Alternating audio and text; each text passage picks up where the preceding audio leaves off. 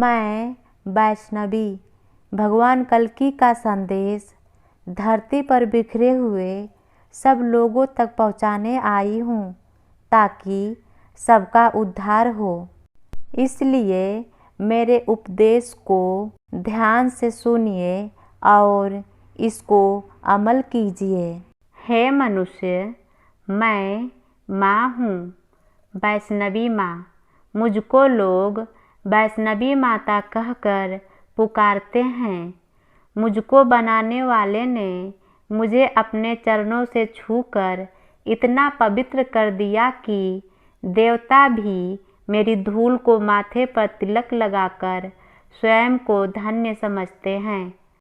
आज मैं उसकी कथा सुनाने तुम्हारे निकट आई हूँ जिसने मुझे बनाया है, जिसने मुझे मनुष्य के पास भेजा है, जिसने मेरे आंचल की छाँव को मनुष्य को रहने का सर्वश्रेष्ठ स्थान बनाया है, जिसने सूर्य, चांद और सितारों को आसमान में बांध रखा है, जिसने मेरे बाहों में फैले हुए समुद्र को किनारों में रोक रखा है ताकि मुझे भी और मनुष्यों को भी अपनी सीमाओं का आभास रहे, किंतु वे स्वयं अतीत हैं, अनंत हैं, जो जन्मदाता भी हैं और पालनकर्ता भी।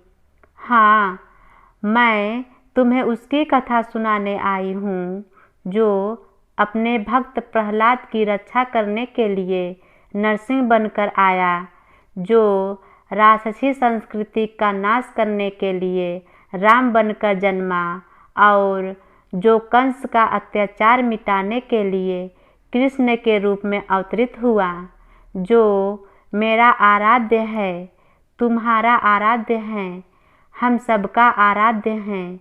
वह पैलौठा हैं, वह आदि पुरुष हैं, वह आदि श्री हैं, वह ईश्वर पुत्र हैं, वह पुण्य ब्रह्म का प्रतिबिंब हैं, वह नारायण हैं। हे अज्ञान में पड़े लोगों, किसी भी काम को करने के लिए आप योजना बनाते हो और काम करने चल देते हो। जब आप असफल हो जाते हो तो निराश होकर बैठ जाते हो और कहते हो कि ईश्वर मेरी सुनते ही नहीं हैं, मेरे किस्मत में सफलता है ही नहीं। किसी योजना को बनाने से पहले क्या आप जानने की कोशिश करते हो कि ईश्वर की इच्छा क्या है? जब आप ईश्वर की इच्छा के विरुद्ध काम करोगे तो काम में असफल होना ही है।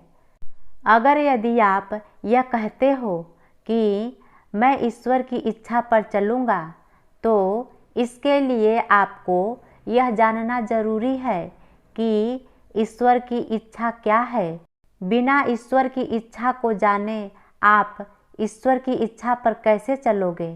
धर्मशास्त्र इफिसियों अध्याय 15 का श्लोक 17 यह कहता है कि मूर्ख मत बनो, बल्कि यह जानो कि ईश्वर की इच्छा क्या है।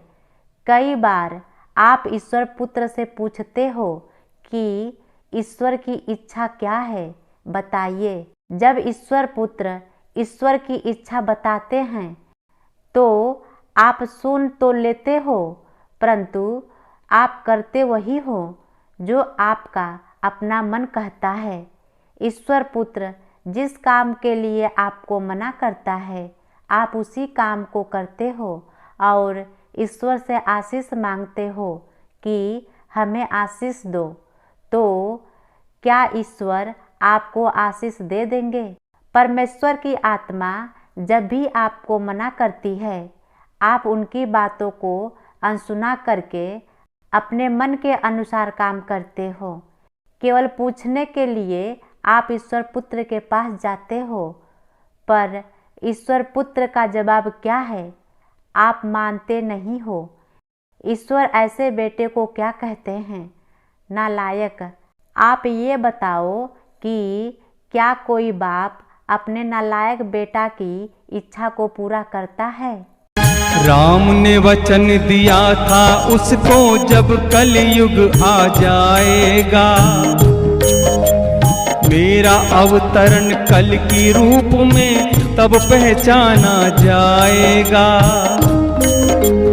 राम ने वचन दिया था उसको, जब कलयुग आ जाएगा, मेरा अवतरण कल की रूप में तब पहचाना जाएगा।